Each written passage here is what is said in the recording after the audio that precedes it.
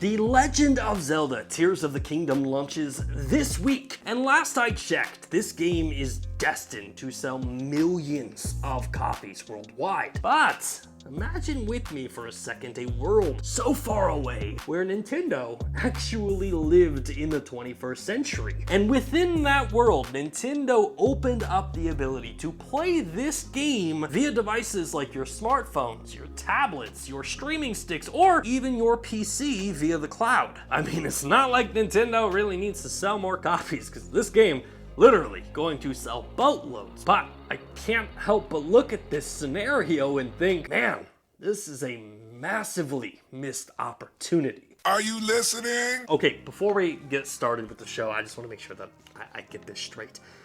Somewhere along the line of packing up the studio so we could film on the road this week, one of you, not a big deal, you forgot to pack our camera. Arguably one of the most important parts of producing this show. But again, not a big deal, we're filming with my phone today. But along that process of packing up the entire studio, one of you looked at the camera and was like, you don't need that. But you looked at this outfit and said, oh yeah, we need that this week. Hey, welcome back, my friends, to day 2 of our week-long coverage of Legend of Zelda Tears of the Kingdom. And in case you've been living under a rock for the last couple years, Tears of the Kingdom launches this week exclusively for the Nintendo Switch. And for many gamers, even though Tears of the Kingdom hasn't launched yet, this game is already their game of the year. And excitement like that is something that Nintendo just does so well. Nintendo as a platform is filled with these magical experiences like Zelda,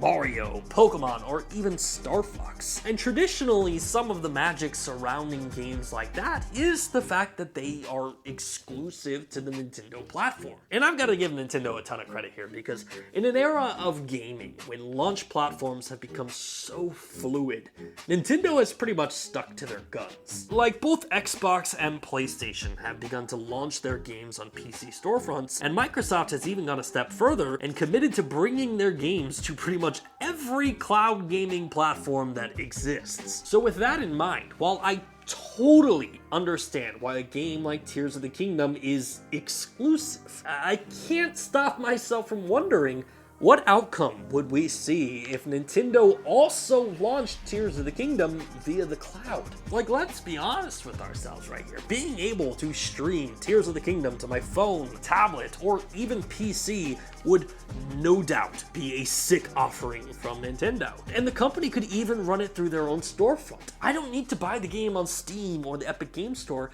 Create a Nintendo eShop app that gives me the option to stream the games to the devices that I already own. Like, think about how many copies of this game Nintendo would sell if they embrace that strategy. Last I read, Nintendo has sold something like 122 million Nintendo Switches worldwide. Of that console base, nearly 30 million players have bought a copy of Legend of Zelda Breath of the Wild, which I'm terrible at math, but I'm pretty sure that results in like a 24% conversion rate. Now, look at cloud gaming, specifically mobile gamers. There are over 3 billion mobile gamers in the world. If Nintendo offered the ability for every one of those 3 billion gamers to access Tears of the Kingdom via cloud gaming, even if you said a third of those mobile gamers would go as far as to buy the game, with that same 24% conversion rate, that equates to 240 million people playing Tears of the Kingdom. That number is nearly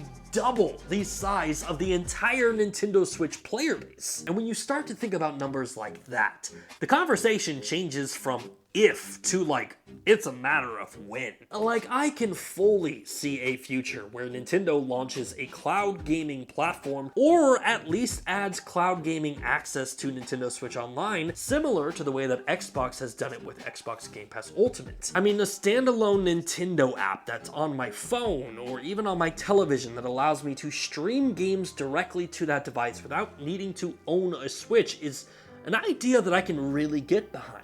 And granted, initially, we probably won't see games like Tears of the Kingdom come to the service. But you give me N64, SNES, GameCube, and Wii games on that service, and holy Miyamoto, just tell me where to sign. And look, I totally understand that for some people, cloud gaming just doesn't work, but the fact is, cloud gaming technology is only getting better. In fact, right now, the team at GeForce Now is leading the charge, with the company offering cloud-based gameplay experiences that have lower latency than a native Xbox Series X. So while yes, in 2023, the idea of a brand new Zelda game launching via the cloud might seem like a pipe dream, the fact is that today, the technology is definitely there.